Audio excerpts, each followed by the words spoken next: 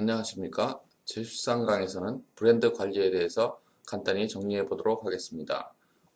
7장 브랜드 관리에서는 브랜드의 개념과 중요성에 대해서 이해하고 또 브랜드 자산에 대해서 알아보고 전략적 브랜드 의사결정에 대한 이해와 브랜드 전략에 대해서 학습하도록 하겠습니다.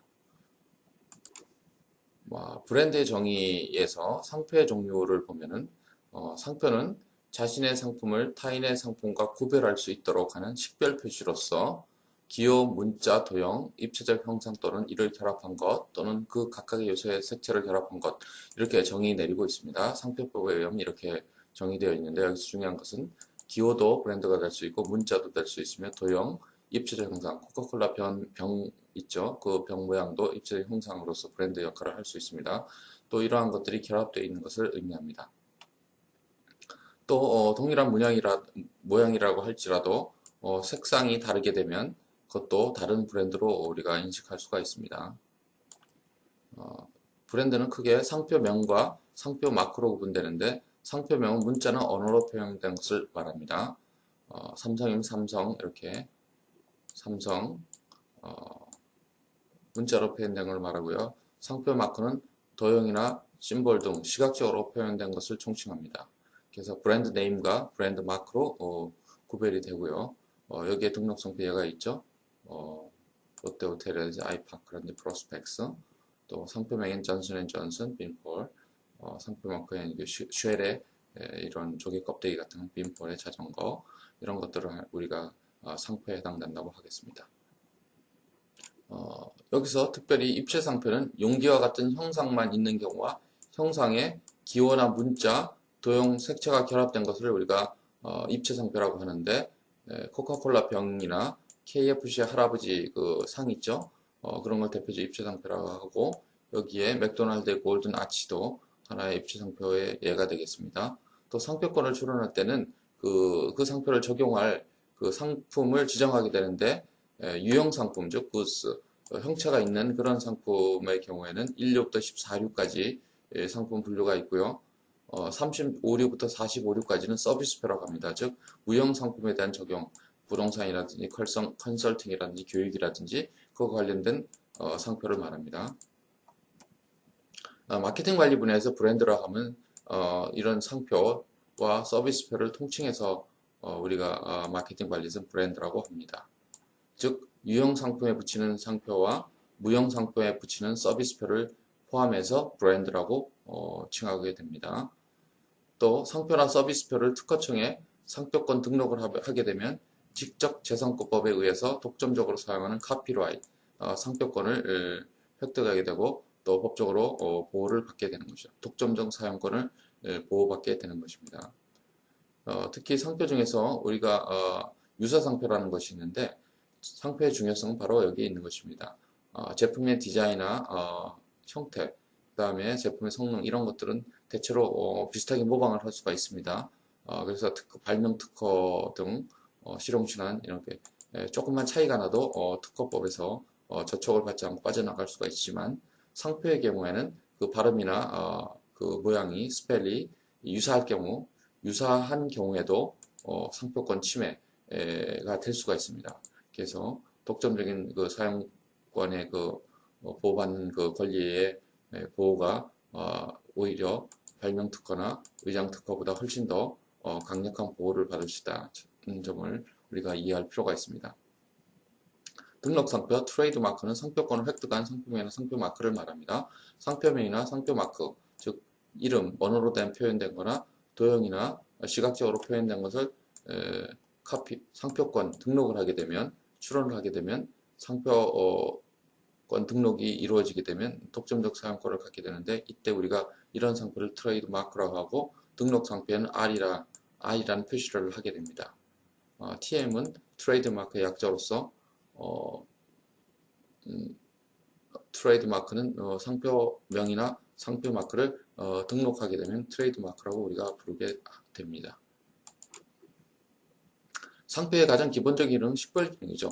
우리 회사 제품과 타사 제품을 또 특정 브랜드와 다른 브랜드를 구별하는 식별 기능이 있죠. 그 다음 출처 기능이 있죠. 상표가 부착되면 그 메이커가 우리가 확인할 수가 있겠고요. 상표가 붙어 있는 거 붙지 않은 건 품질 보증 기능이 있죠. 그 다음에 광고 촉진 기능이 있습니다. 상표가 붙어 있는 경우와 붙어 있지 않은 경우 그 커뮤니케이션 그 제품에 대한 정보를 전달하는 기능이 또 포함이 되어 있고요. 상표가 붙어 있는 것이 붙어 있지 않는 것보다 좀 가치의 향상 효과를 가져옵니다. 상표에서 가장 중요한 기능이 바로 이 차별화 기능이라고 할 수 있습니다. 아까도 설명한 바와 같이 상표권 등록을 하면 디자인이나 발명 특허 같은 의장 특허나 발명 특허 같은 경우에는 그 차별화가 확실하게 되지 않으면 좀 문제가 되죠. 그러나 상표의 경우는 유사한 발음이 유사하거나 스펠링이 유사한 경우에도 이 소비자가 식별할 수 있는, 차별화할 수 있는 그런 식별력이 떨어진다 그러면은 이게 문제가 됩니다. 유사 상표도 상표권 침해가 되죠. 그래서 상표를 통해서 그 제품을 차별화할 수 있죠. 예를 들면 청바지 같은 경우에는 브랜드를 띄고 나면은 어떤 청바지가 어떤 메이커고 어떤 품질인지 참 구별하기 힘듭니다. 근데 상표가 부착되어 있으면 그 상표를 통해서 두 제품의 차별화를 확실하게 우리가 할 수가 있고 인식할 수가 있죠. 또 이미지 가치를 제고할 수 있는 상표가 유명 상표가 붙어 있거나 또 신뢰성 있는 평판이 높은 상표를 붙이게 되면은 그 제품의 이미지 가치가 향상되는 거죠. 이 두 가지를 통해서 상표가 부착되어 있는 경우 제품의 가치 향상을 가져올 수 있다는 것이죠. 마케팅 전략적 측면에서 이 바로 차별화 기능과 이미지 가치 기능 이것이 가치 제고 기능이 가장 중요한 기능이라고 할 수 있죠. 식별 기능은 상표의 가장 기본적인 기능이 되겠고요. 상표에 틀린 모방할 수 없다. 유사 상표도 안 된다 그랬죠. 또 독점적 사용이 가능하다. 발명 특허는 20년 단위로 1회 20년이 지나게 되면 누구나 사용할 수 있게 되겠죠. 그러나 상표권은 10년 단위로 반복해서 연장이 가능하기 때문에 발명 특허보다 오히려 훨씬 더 독점적 사용 기간이 굉장히 길어진다. 무제한 연장 가능하다는 것이죠. 또 상표권 보호력이 더 강하다. 유사 상표나 유사 발음, 모방의 의도가 있는 상표는 상표권 침해에서 문제가 될 수가 있습니다. 또 제품의 성과와 명성은 제품 자체에 축적되는 것이 아니라 상표에 축적되어 상표 자산을 형성하게 됩니다. 제품의 디자인이나 모델 이런 것들 변화가 될 수가 있죠. 그러나 상표는 오래 남아서 그러한 그 제품의 성과와 명성이 상표에 축적이 돼서 상표 자산을 형성하게 된다는 것이죠. 그래서 제품의 디자인이 바뀌고 새로운 제품이 나왔을 때도 새로운 기존의 상표 자산이 많이 축적된 명성이 높은 유명한 상표를 붙이게 되면 그 제품의 차별화 기능과 이미지 가치 기능 또 시장에서 보다 더 쉽게 또 빨리 시장에 침투할 수 있다는 이런 그 효과를 가져올 수가 있습니다. 상표도 하나의 자산인데요. 브랜드 이퀄리티라고 하죠. 실제로 코카콜라 같은 경우에는 이 엄청난 그 자산 가치를 가지고 있습니다. 이 상표 하나가요. 실제로 마이크로소프트 같은 경우도 그렇죠. 실제로 그 대차 대조표상에 있는 그 유형자산과 무형자산 있죠. 영업권이라든지 또는 뭐 시설이라든지 장비라든지 건물이라든지 현금이라든지 이런 자산 가치보다도 실제로 상표가 가지고 있는 이 자산 가치가 훨씬 더 큰 경우를 볼 수 있습니다. 그래서 실제로 가지고 있는 물리적 자산, 금전적, 재무적 자산에 비해서 회사의 가치가 커지는 이유는 바로 이 무형자산 중에 하나인 상표 자산 가치가 크기 때문에 그렇게 되는 것이죠. 그래서 실제 그 실물 자산보다는 이 상표 자산의 가치가 훨씬 큰 경우를 우리가 많이 볼 수가 있습니다. 우리나라 삼성의 경우도 상당히 높은 순위를 차지하고 있죠. 이러한 브랜드 자산은 다음과 같은 요소에 의해서 형성이 된다고 합니다. 데이빗 아커 교수가 주장한 브랜드 자산 가치 구성 요소는 브랜드 충성도, 브랜드 인지도, 지각된 품질, 브랜드 연상 이미지, 기타 독점적 브랜드 자산이 있습니다. 브랜드 충성도는 그 브랜드를 고집하는 정도죠. 브랜드 인지도는 얼마나 많은 사람이 그 브랜드를 알고 있느냐. 또 지각된 품질이 우수할수록 브랜드 자산 가치가 커지게 되고 있고요.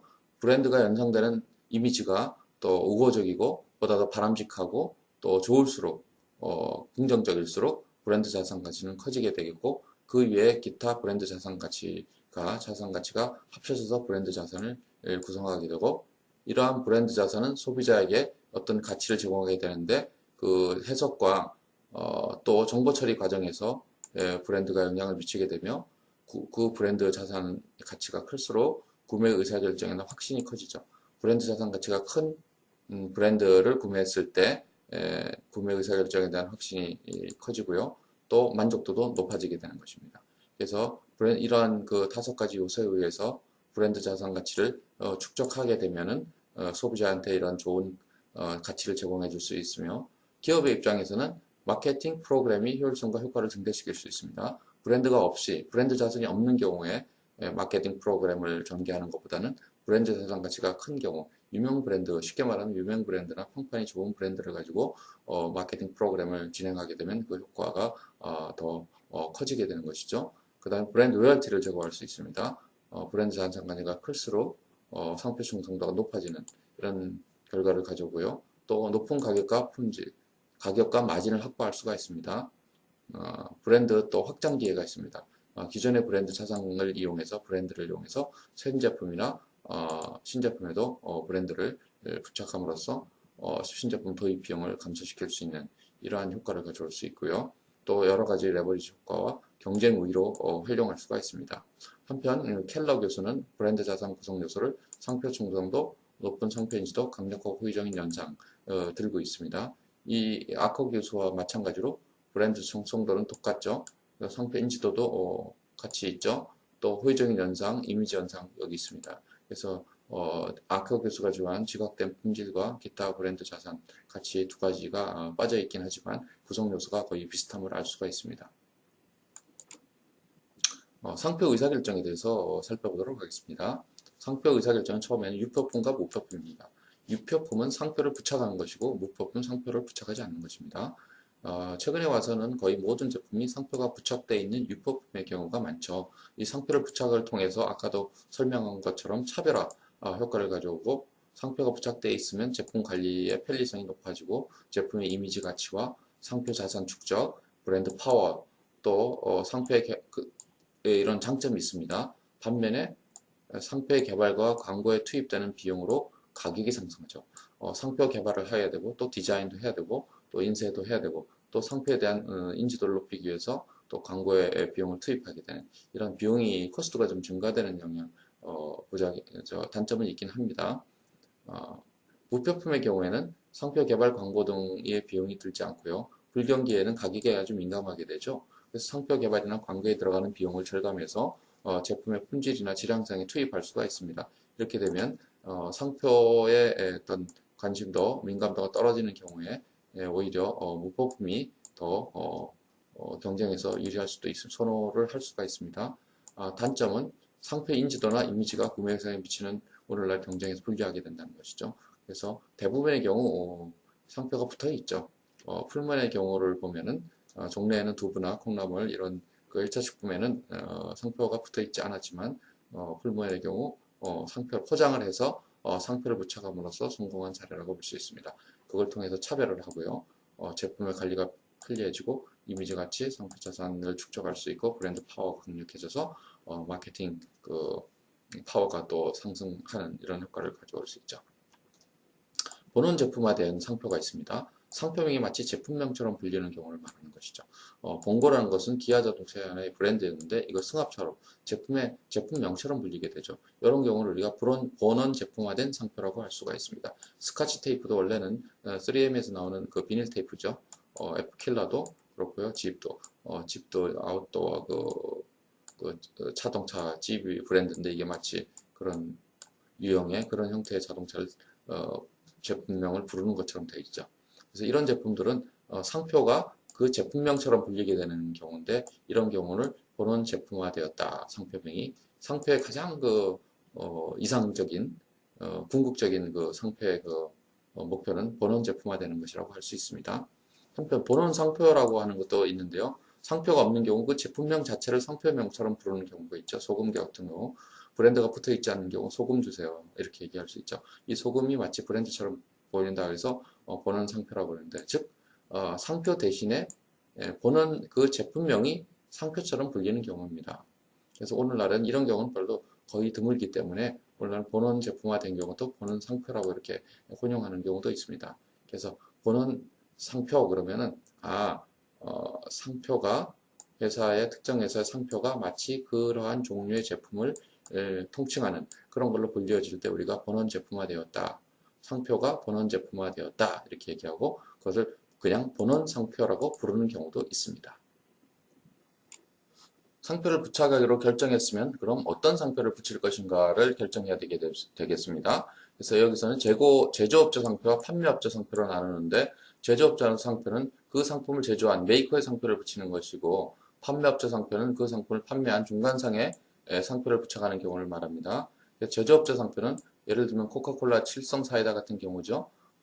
그 생산자의 지금 메이커의 상표가 전국 모든 상점에서 동일한 상표가 부착되어 있죠. 그래서 내셔널 브랜드 전국 상표라고 하고요. 판매업체 상표는 해당 그 상점에서만 그 상표가 부착돼서 판매가 되기 때문에 사적 상표, 프라이빗 브랜드라고 합니다. 할인점의 PB 상표의 경우에는 프라이빗 브랜드의 경우에는 이마트의 이플러스나 롯데마트 와이즐렉 같은 것이 있죠. 한바구음 있나요?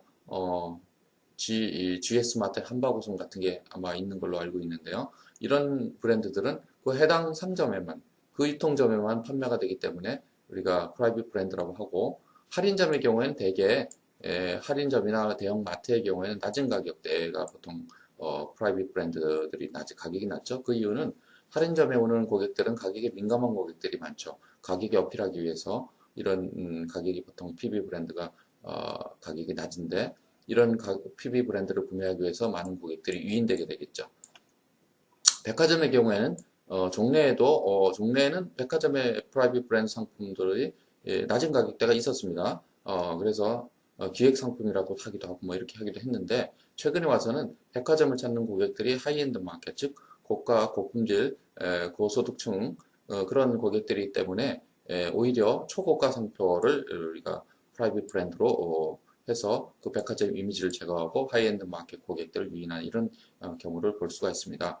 그래서 판매업체 상표가 최근에 많이 계속 늘어나고 있는데 아마 여러분들도 대형마트에 가보면 많이 알 수가 있을 것입니다. 볼 수가 있는데요. 그 이유는 경기가 불황이 되면은 예를 들면 생산 시설이 가동률이 떨어지게 되죠. 그 메이커 입장에서는 그 유유시설을 활용하는 것이 바람직하겠죠. 변동비에다가 약간의 고정비만 빠지더라도 이 생산을 하는 것이 바람직하죠. 그래서 이런 대형 그 소매상들이 대량 주문을 하게 되죠. 그렇게 되면은 가격을 좀 싸게, 즉 변동비에다 약간의 고정비를 추가해서 공장을 가동시키는 것이 바람직하기 때문에 이렇게 저렴한 가격으로 생산을 하고 요새는 그 대형 소매점들이 자본이 형성되기 때문에 자기 자신의 자본을 가지고 생산과 원재료 값 다 지불하고 또 판매 촉진, 광고도 자체 그 프라이빗 브랜드의 광고를 할 수 있는 여력이 있죠. 그런 자본 능력이 되기 때문에 그래서 프라이빗 브랜드가 점차 증가되는 추세에 있습니다.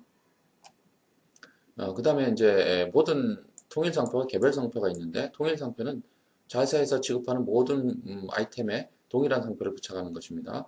예를 들면 소니라든지 필립스 브라운 이런 경우를 들 수가 있겠고 개별 상표는 품목마다 다른 상표를 부착하죠. 우리나라 가전제품의 경우에 뭐 냉장고는 또 다르고 텔레비전 다르고요. 또 휴대폰 다르고요. 이렇게 다르죠. 근데 외국의 유명 그 큰 회사들을 보면은 동일한 상표를 부착하는 경우를 많이 볼 수가 있습니다. 그래서 기존 상표의 평판이 좋을 때는 통일 상표를 붙이는 것이 바람직하고요. 기존 상표의 평판이 좋지 않은 경우 또는 중소기업의 경우, 신제품의 경우에는 개별 상표를 붙이는 것이 보다도 유리하겠죠. 조선 맥주의 경우에는 그 종래 크라운이라는 패밀리 브랜드가 있었는데 크라운이 오비 맥주에 비해서 그렇게 브랜드 파워가 좋지 않았죠. 브랜드 명성이 좋지 않아서 새로운 브랜드 하이트라는 브랜드를 출시해가지고 오비를 공략하여서 시장 선도자가 된 그런 예를 볼 수가 있습니다. 이런 경우에는 기존의 크라운 패밀리 브랜드를 가지고 나가게 되면은 이렇게 성공의 확률이 굉장히 낮았을 겁니다. 그런데 새로운 개별 브랜드를 가지고 나간 이유는 기존의 크라운이라는 패밀리 브랜드가 오비라는 패밀리 브랜드에 비해서 열세 있었기 때문에 새로운 개별 브랜드를 가지고 나간 경우를 볼 수 있습니다. 또 결합 상표라는데 하나의 제품에 두 개 이상의 상표명을 부착하여 이미지를 배가하는 경우 소니 워크맨, 소니라는 패밀리 브랜드의 명성과 워크맨이라는 개별 브랜드의 특성을 반영해서 이미지를 배가시키는 이런 경우를 볼 수 있습니다. 또한 합동 상표가 있는데 두 회사 상표를 동동하게 결합한 LG, IBM, 휴릿 패카드 이런 경우를 들 수가 있습니다. 현대, 소나타 이런 경우도 들 수가 있겠죠. 그러나 그 도요다의 경우에는 도요다 렉서스라고 하지 않죠. 왜냐하면은 그 도요다의 이미지가 중소형 자동차, 경제적인 자동차죠. 럭셔리카가 아니죠. 그렇게 포지션이 돼 있었기 때문에 렉서스를 출시하면서 즉 하이엔드 마켓, 즉 고품질, 고가 럭셔리카로 포지션하기 위해서 개별 브랜드를 부착하는 사례를 볼 수가 있습니다. 그래서 도요다는 패밀리 브랜드라고 할 수 있겠죠. 회사명이 브랜드명 패밀리 브랜드로 사용했는데 최근에 와서는 그런 패밀리 브랜드 회사명에다가 또 개별 브랜드를 붙이거나 또는 완전히 기존의 브랜드 회사명이나 브랜드와 이미지를 완전히 차단하기 위해서 개별 브랜드를 쓰는 경우도 있습니다. 우리나라의 경우도 에쿠스 같은 경우 현대라는 그 브랜드를 그 상호를 붙이지 않죠. 그래서 렉서스라고 하는 경우 에쿠스를 그냥 붙여서 판매되는 경우를 볼 수가 있습니다. 그 다음 마지막으로 상표명의 결정. 상표명을 결정할 좋은 상표를 결정해야 되겠죠. 제품이 우수한 경우에 상표명이 좋지 않은 경우 실패하는 경우도 있습니다. 소나타가 하나의 예를 들 수가 있겠죠. 처음에 소나타가 나왔을 때는 소나타라고 이렇게 표기를 했는데 마치 이게 소나 말이 개소 말이 타는 차 이렇게 이해를 해서 다시 소나타로 이렇게 그 음악에 나오는 장르인 소나타로 이렇게 변경함으로써 이미지를 변신시켜서 다시 제기한 경우를 볼 수 있고요. 또 외래어로 표기했을 때 나쁜 의미가 되지 않는 그런 것이 필요하죠. 글로벌 시대에. 대형 자전거, 다이형 이렇게 자전거 일찍 죽는 이런 자전거 이런 것도 좋지 않고요. 골드스타 같은 경우도 금성인데요. 골드스타 같은 경우에도 외국에 나가면 이 골드스타가 전몰 장병이란 의미를 가지고 있답니다. 그래서 좋지 않은 브랜드가 되겠죠. 그래서 좋은 상표는 제품의 특성이 잘 드러나는 거, 위청수라든지 그런 걸 들 수가 있고 속청이라든지 그럼 들어봐도 위장약이라는 금방 알 수 있겠죠. 소화제라는 것을. 또 기억이 잘 되고 부르기 쉽고 이런 경우 되게 짧은 브랜드 상표명이 짧은 것이 기억이 잘 되고 부르기 쉽기도 한데 어떤 경우에는 오히려 길게 해서 기억하기 쉽게 하는 경우도 있겠죠. 구매 시점에서 즉각적으로 떠오르는 상표명 이게 굉장히 중요합니다. 그래서 제품을 구매하려고 할 때 머릿속에 떠오르는 상표를 우리가 상표군이라고 상표 집합이라고 하겠죠. 이렇게 구매 시점에서 이게 상표명이 떠오르지 않게 되면 제품의 구매 선택 가능성이 굉장히 낮아지게 되겠죠. 구매 시점에서 쉽게 또 입에서 잘 불려질 수 있는 거, 그 다음에 상표의 의미가 좋아야 되겠고요. 농심 같은 거 참 좋죠. 그 다음에 자연주의 이런 것도 괜찮겠고요. 외국어로 표기했을 때 문제가 되지 않는 거, 또 오래가도 퇴색되지 않는 거, 아이보리라든지 크리넥스라든지 농심 좋습니다. 이런 것들은 오래가도 그 의미가 퇴색되지 않는 좋은 브랜드라고 할 수 있겠습니다. 상표 전략에는 상표 연장 전략이라는 것입니다. 또는 상표 확장 전략, 브랜드 익스텐션 스트래티지라고 합니다. 기존의 상표의 평판이 좋은 경우, 아주 그 상표명이 자산 가치가 많이 축적돼 있고 평판이 좋은 경우에는 그 상이한 제품의 종류, 다른 제품의 종류나 다른 제품의 유형의 신제품에도 그 동일한 상표명을 부착하는 경우를 상표 연장 전략이라고 합니다. 여기서 주의할 점은 제품의 종류나 유형이 다른 신제품이라는 것이죠. 예를 들면 파스텔 우유 있을 때 요구르트도 파스텔라는 상표명을 붙이는 경우를 말합니다. 우유와 요구르트는 서로 다른 종류, 유형의 제품이 되겠죠. 물론 크게 보면 유제품에 속하긴 하지만은 유형이나 종류에 있어서는 우유와 요구르트는 상당히 차이가 있죠. 서로 다른 제품의 종류, 유형이라고 할 수 있겠죠. 이럴 때 기존의 명성이 있는 상표명을 새로운 신제품, 제품 유형에다가 붙이는 경우를 말합니다. 이거 아이보리 비누가 있죠. 아이보리 세수 비누가 있죠. 거기서 샴푸를 개발했을 때 세수 비누와 샴푸는 전혀 다른 종류 유형의 제품이 되겠죠. 그래서 아이보리라는 그 상표의 명성을 이용해서 형태를 이용해서 아이보리 샴푸 이렇게 붙인 경우를 우리가 상표 연장 전략 또는 상표 확장 전략이라고 합니다. 그래서 장점은 신속한 동일한 기존의 평판이 좋은 상표명을 붙이기 때문에 상표 인지도가 순식간에 올라가고요. 이미지 제고에 도움이 되고 시장 진입 초기에 소비자들의 구매정을 크게 줄여줍니다. 기존에 유명한 상표명이 붙어있기 때문에 그렇죠. 신제품의 시장 도입이 아주 용이하겠죠. 단점으로는 상표 연장을 한 신제품의 성과가 좋지 않은 경우 그 품질이나 또 여러가지 소비자들에 대한 반응이 좋지 않은 경우 기존 제품의 상표 면성의 성장을 가져올 수 있다는 것이죠. 서로 같이 운영을 같이 한다는 것이죠. 그래서 새로운 종류의 유형의 신제품이 품질이나 성능에서 자신이 없을 때는 상표 연장 전략을 쓰면 안 되겠죠. 오히려 기존의 상표명에 먹칠을 하게 되는 좋지 않은 효과를 가져오기 때문이죠. 복수상표 전략은 동일한 제품 유형 내에 2개 이상의 상표명을 보유하는 경우입니다. 동일한 유형 내에 2개 이상의 상표를 출시하는 경우를 말하는 거죠. 예를 들어 세수비누 안에 오이비누, 살구비누, 또 여러 가지 화장비누 이렇게 하는 경우 세수비누 안에 여러 개의 브랜드를 갖게 되죠. 프로텍&갬블, P&G사의 경우에는 세탁용 세제, 세탁기에 사용하는 세제 여러 가지 브랜드가 있습니다. 12가지의 브랜드가 있다고 합니다. 즉 세탁용 세제라는 동일한 제품명이 여러 개의 상표를 가지고 있는 거죠. 이런 경우에 이렇게 하는 이유는 물론 이제 이 상표가 다른 품목에 따라서 그 시장 세분화를 타겟 마켓 고객이 다르고 거기에 제품의 특성이 다르게 해서 시장 세분화를 하기 위해서 시장 세분화의 세분 시장의 욕구를 충족하기 위해서 이렇게 여러 가지 상표명을 쓸 수도 있지만 경쟁자의 진입을 시장 진입하에 차단하기 위해서 사용하기도 합니다. 복수상표 전략을 사용할 때 부작용이 있는데요.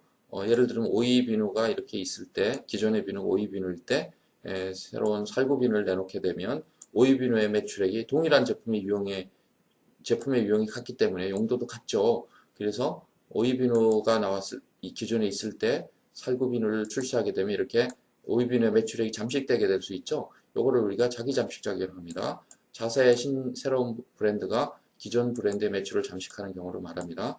이런 경우를 자기 잠식작용이라고 하는데 자기 잠식작용이 크게 일어나는 경우도 있습니다. 크게 일어나는 경우도 있는데 이런 경우에는 복수상표 전략이 오히려 비효율적일 수도 있겠죠. 그런데 만약에 이 자기 잠식작용이 크게 일어나는 경우에 복수상표 전략을 쓰지 않는 경우 경쟁회사가 만약에 이런 살구비누를 내놓다 그렇게 되면 어떻게 되겠습니까? 우리 회사의 오이비누의 매출이 크게 잠식당하게 되겠죠. 이런 경우에는 오히려 우리 회사가 자사상표를 내서 우리 회사에서 살구비누를 내서 복수상표 전략을 사용해서 자기 잠식작용이 일어나더라도 복수상표 전략을 사용하는 것이 오히려 경쟁적 방어적인 측면에서 오히려 바람직하다고 할 수 있겠습니다.